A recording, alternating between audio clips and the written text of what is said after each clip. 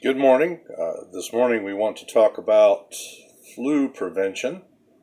Influenza or the flu is a seriously contagious disease.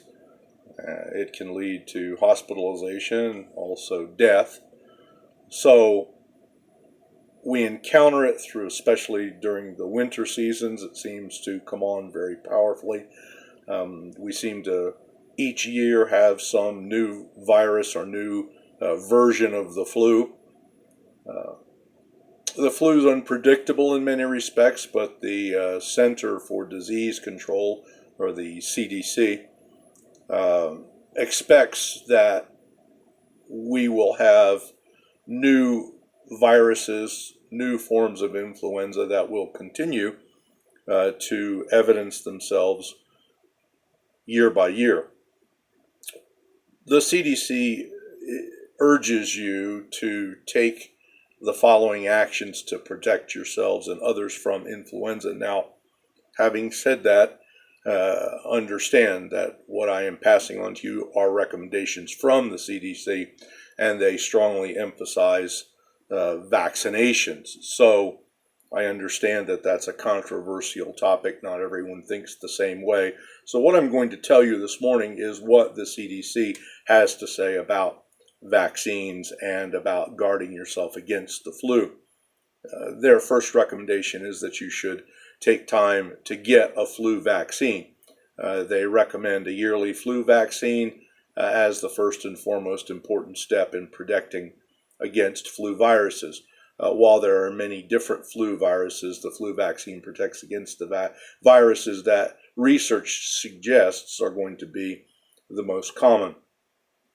Everyone who's 6 months of age or older should be vaccinated against the flu as soon as the seasonal vaccine is available, according to the CDC. People at high risk of serious flu complications include young children, pregnant women, people with chronic health conditions like asthma, diabetes, or heart and lung disease, and people 65 years of age or older. Vaccinations of high-risk persons is especially important to decrease their risk of a severe flu illness. Now, vaccination, as far as the CDC is concerned, is also important for healthcare workers and other people who live with or care for high-risk people to keep from spreading the flu to those high-risk people. Children who are younger than 6 months are at a high risk of serious flu illness, but they are too young to be vaccinated. People who care for them should be vaccinated instead. And then there are some everyday precautions that you can take to stop the spread of germs. Cover your nose and your mouth with a tissue when you cough or sneeze. Don't sneeze into your hands.